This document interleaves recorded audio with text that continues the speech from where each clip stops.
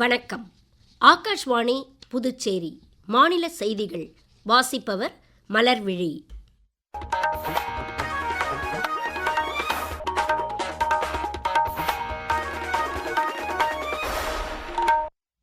தலைப்புச் செய்திகள். இந்தியாவின் ஆறுகள் பாரம்பரிய சின்னமாக மட்டுமின்றி வளர்ச்சிக்கான நெடும் பாதையாகவும் திகழ்வதாக பிரதமர் திரு நரேந்திர மோடி கூறியுள்ளார். நாட்டின் ஒட்டுமொத்த சரக்கு போக்குவரத்து செலவு ஒற்றை இலக்க அளவிற்கு குறையும் என்று மத்திய சாலை போக்குவரத்து மற்றும் நெடுஞ்சாலைத்துறை அமைச்சர் திரு நிதின் கட்கரி தெரிவித்துள்ளார். பீகாரில் முதல் கட்ட சட்டமன்ற தேர்தலுக்கான வேட்புமனு தாக்கல் இன்று மாலையுடன் முடிவிற்கு வந்துள்ளது. புதுச்சேரியில் குடும்ப அட்டைதாரர்களுக்கு தீபாவளி பரிசு தொகுப்பு வழங்கும் பணிகளை முதலமைச்சர் திரு ரங்கசாமி இன்று தொடக்கி வைத்தார். இனி விரிவான செய்திகள். இந்தியாவின் ஆறுகள் பாரம்பரிய சின்னமாக திகழ்வதற்கு அப்பாற்பட்டு வளர்ச்சிக்கான நெடும் பாதையாகவும் விளங்குவதாக பிரதமர் திரு நரேந்திர மோடி கூறியுள்ளார். இதுகுறித்து மத்திய கப்பல் மற்றும் நீர்வழித்துறை அமைச்சர் திரு சர்பானந்த சோனோவால் எழுதியுள்ள கட்டுரை ஒன்றை பிரதமர் சமூக ஊடகத்தில் பகிர்ந்து கொண்டு நீர்வழிப் பாதைகளை புத்தாக்கம் செய்ய வேண்டியதன் அவசியத்தை வலியுறுத்தியுள்ளார். நாட்டில் சரக்கு போக்குவரத்து, சுற்றுலா மற்றும் உள்கட்டமைப்பு வசதிகளின் மேம்பாட்டில் நீர்வழிப் பாதைகளின் பங்களிப்பு குறித்து அமைச்சர் தமது கட்டுரையில் எடுத்துக் கூறியுள்ளார். இந்துஸ்தான் ஏரோநாட்டிக்ஸ் நிறுவனத்தின் நாசிக் தொழிற்சாலையில் தயாரிக்கப்பட்ட முதலாவது தேஜஸ் MK-1A இலகுரக போர் விமானத்தின் முதல் பயணத்தை பாதுகாப்பு அமைச்சர் திரு ராஜ்நாத் சிங் இன்று தொடக்கி வைத்தார். பாதுகாப்பு உற்பத்தியில் சுயசார்பை எட்டுவதற்கான நாட்டின் பயணத்தில் இது முக்கிய மைல்கல் என்று அவர் கூறினார். 2014ஆம் ஆண்டிற்கு முன்னர் பாதுகாப்பு துறைக்கு தேவையான 65 முதல் 70% ஆயுதங்கள் மற்றும் உபகரணங்கள் இறக்குமதி செய்யப்பட்ட நிலையில் இதில் சுமார் 65% தற்போது உள்நாட்டிலேயே உற்பத்தி செய்யப்படுவதாக அவர் தெரிவித்தார். இந்துஸ்தான் ஏரோநாட்டிக்ஸ் நிறுவனத்தின் நாசிக் தொழிற்சாலையில் HTT-40 ரக பயிற்சி விமானங்களை தயாரிக்கும் வசதிகளையும் பாதுகாப்பு அமைச்சர் இவ்விழாவின் போது தொடக்கி வைத்தார். இந்திய விமானப்படையில் MiG-21 ரக விமானங்களுக்கு பதிலாக சேர்த்துக் கொள்ளப்படும் புதிய தேஜஸ் இலகுரக போர் விமானங்கள் வான் பாதுகாப்பில் மட்டுமின்றி தரைவழி தாக்குதல் மற்றும் கடல்வழி தாக்குதலுக்கும் பயன்படும் என்பது குறிப்பிடத்தக்கது. இந்தியா உலகின் 4வது பெரிய பொருளாதாரம் என்ற அந்தஸ்துக்கு ஏற்ப பெரிய அளவிலான பாதுகாப்பு உற்பத்தி சூழல் ஒன்றை உருவாக்கி வருவதாக பாதுகாப்புத்துறை செயலர் திரு ராஜேஷ்குமார் கூறியுள்ளார்.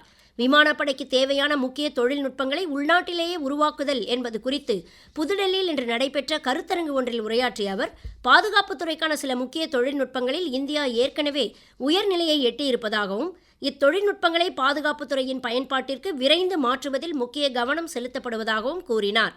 நாட்டின் பாதுகாப்பு உத்திகளில் விமானப்படைக்கு முக்கியத்துவம் அதிகம் என்று அவர் மேலும் குறிப்பிட்டார். நாட்டின் ஒட்டுமொத்த சரக்கு போக்குவரத்து செலவு இவ்வாண்டு இறுதிக்குள் ஒற்றை இலக்க அளவிற்கு குறையும் என்று மத்திய சாலை போக்குவரத்து மற்றும் நெடுஞ்சாலைத்துறை அமைச்சர் திரு நிதின் கட்கரி தெரிவித்துள்ளார்.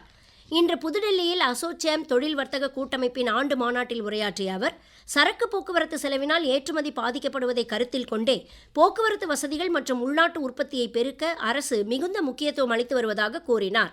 மத்திய அமைச்சரின் உரை குறித்து கூடுதல் விவரங்கள். மாற்று எரிசக்தி ஆதாரங்களின் பயன்பாட்டை ஊக்குவிப்பதில் அரசு முக்கிய கவனம் செலுத்தி வருவதாக மத்திய அமைச்சர் திரு நிதின் கட்கரி தெரிவித்தார். குறிப்பாக வேளாண் துறையின் செயல்பாடுகளை மின்சாரம் மற்றும் எரிசக்தி துறைக்கு விஸ்தரிப்பதன் மூலம் புதைவடிவ எரிபொருளை நம்பியுள்ள நிலையை மாற்றவும் எரிசக்தி இறக்குமதியை குறைக்கவும் ஏதுவாகும் என்று அவர் கூறினார். சுற்றுச்சூழல் ரீதியிலான பொறுப்புணர்வுடன் உலகின் எரிசக்தி ஏற்றுமதி நாடாக மேம்படும் தகுதி இந்தியாவிற்கு இருப்பதாக அமைச்சர் குறிப்பிட்டார். நாட்டில் ஏற்கனவே குவிந்துள்ள திடக்கழிவு முழுவதும் 2027ஆம் ஆண்டிற்குள் சாலை அமைப்பு பணிகளுக்கு பயன்படுத்தி முடிக்கப்படும் என்று திரு நிதின் கட்கரி மேலும் கூறினார். பீகாரில் நவம்பர் 6ஆம் தேதி நடைபெறவுள்ள முதல் கட்ட சட்டமன்ற தேர்தலுக்கான வேட்புமனு தாக்கல் இன்று மாலையுடன் முடிவிற்கு வந்துள்ளது. கடைசி நாளான இன்று மூத்த பிஜேபி தலைவரும் மாநில சுகாதார அமைச்சருமான திரு மங்கள் பாண்டே சிவான் தொகுதியிலும், மாநில உணவுத்துறை அமைச்சர் திருமதி லேஷி சிங் ஐக்கிய ஜனதாதள வேட்பாளராக தம்தாஹா தொகுதியிலும் வேட்புமனு தாக்கல் செய்தனர். இதற்கிடையே பீகாரில் முதல்கட்ட சட்டமன்ற தேர்தலுக்கான பிரச்சாரம் தீவிரமடைந்து வருகிறது. மத்திய அமைச்சர் திரு அமித்ஷா இன்று சரண் மாவட்டத்தில் தேர்தல் பிரச்சார பொதுக்கூட்டங்களில் உரையாற்றுகிறார். கோவா முதலமைச்சர் திரு பிரமோத் சாவந்த் மற்றும் பல்வேறு மத்திய அமைச்சர்களும் பீகாரில் பிஜேபி வேட்பாளர்களுக்கு ஆதரவாக பிரச்சாரத்தில் ஈடுபட்டுள்ளனர். சத்தீஸ்கர் மாநிலத்தின் வடக்கு பஸ்தார் பகுதியில் இன்று 208 நக்சலைட்டுகள் ஆயுதங்களை ஒப்படைத்துவிட்டு அதிகாரிகளிடம் சரணடைந்துள்ளனர். இதில் ஆண்களை விட அதிக எண்ணிக்கையில் 110 பெண் நக்சலைட்டுகளும் அடங்குவர். இவர்கள் ஒப்படைத்த 153 ஆயுதங்களில் 19 AK-47 ரக துப்பாக்கிகளும் அடங்கும் என அதிகாரிகள் தெரிவித்துள்ளனர். நீங்கள் கேட்டுக்கொண்டிருப்பது மாநில செய்திகள். ஆகாஷ்வாணி செய்திகளை நேயர்கள் உடனுக்குடன் தெரிந்து கொள்ள எமது புதுச்சேரி மண்டல செய்தி பிரிவின் சமூக ஊடகங்களான @airnews_புதுவை என்ற எக்ஸ் பக்கத்தையும், all India radio news Puducherry என்ற ஃபேஸ்புக் பக்கத்தையும், @RNU புதுச்சேரி என்ற யூடியூப் சேனலையும் அணுகலாம்.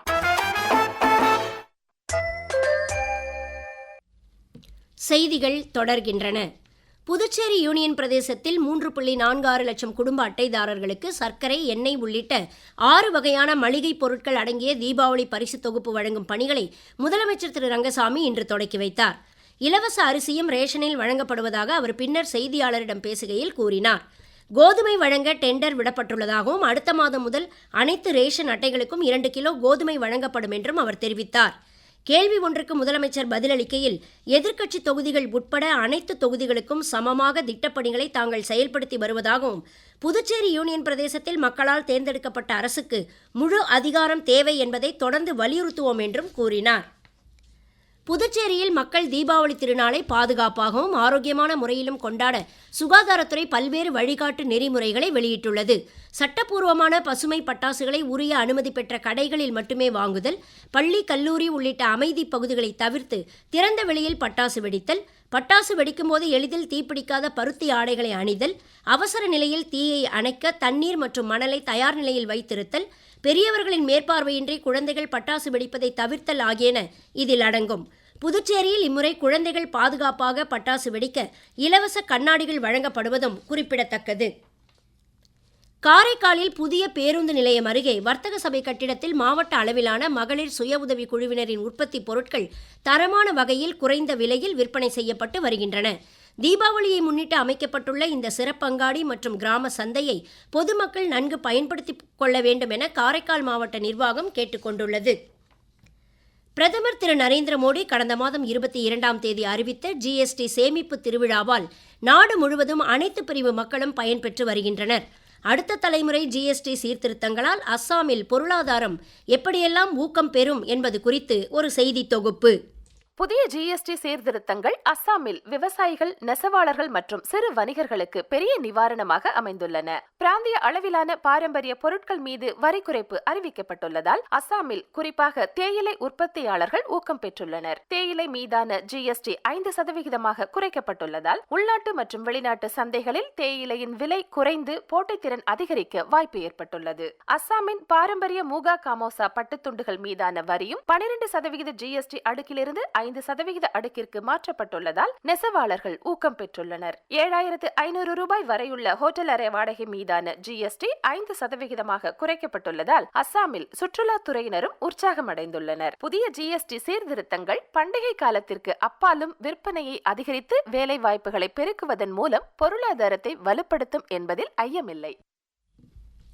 புதுச்சேரி யூனியன் பிரதேசத்தில் 618 அங்கன்வாடி ஊழியர் மற்றும் உதவியாளர் பணியிடங்களை நிரப்ப ஏற்கனவே வெளியிடப்பட்ட அறிவிக்கை தொழில்நுட்ப காரணங்களால் ரத்து செய்யப்படுவதாகவும், புதிய விண்ணப்பங்களை வரவேற்று விரைவிலேயே மீண்டும் அறிவிக்கை வெளியிடப்படும் என்றும் மகளிர் மற்றும் குழந்தைகள் மேம்பாட்டுத்துறை அறிவித்துள்ளது.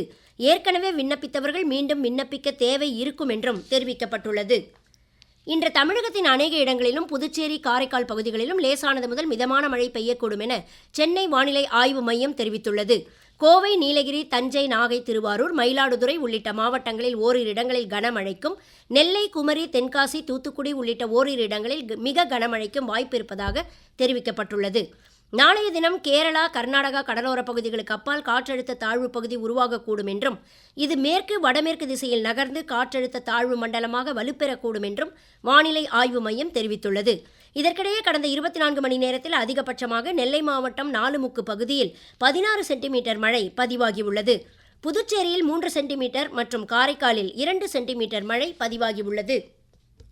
உலக கோப்பைக்கான ICC மகளிர் ஒருநாள் கிரிக்கெட் போட்டித் தொடரில் இலங்கை, தென்னாப்பிரிக்கா அணிகளுக்கிடையே இன்று கொழும்பில் நடைபெறும் போட்டியில் டாஸ் ஜெயித்து முதலில் ஆடும் இலங்கை அணி மழையினால் ஆட்டம் தற்காலிகமாக நிறுத்தப்படும் வரை 12 ஓவர்களில் 2 விக்கெட் இழப்பிற்கு 46 ரன் எடுத்திருந்தது. மீண்டும் தலைப்புச் செய்திகள். இந்தியாவின் ஆறுகள் பாரம்பரிய சின்னமாக மட்டுமின்றி வளர்ச்சிக்கான நெடும் பாதையாகவும் திகழ்வதாக பிரதமர் திரு நரேந்திர மோடி கூறியுள்ளார். நாட்டின் ஒட்டுமொத்த சரக்கு போக்குவரத்து செலவு ஒற்றை இலக்க அளவிற்கு குறையும் என்று மத்திய சாலை போக்குவரத்து மற்றும் நெடுஞ்சாலைத்துறை அமைச்சர் திரு நிதின் கட்கரி தெரிவித்துள்ளார்.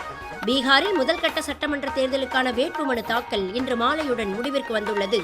புதுச்சேரியில் குடும்ப அட்டைதாரர்களுக்கு தீபாவளி பரிசு தொகுப்பு வழங்கும் பணிகளை முதலமைச்சர் திரு ரங்கசாமி இன்று தொடக்கி வைத்தார். இத்துடன் இந்த செய்தி அறிக்கை நிறைவு பெறுகிறது. வணக்கம்.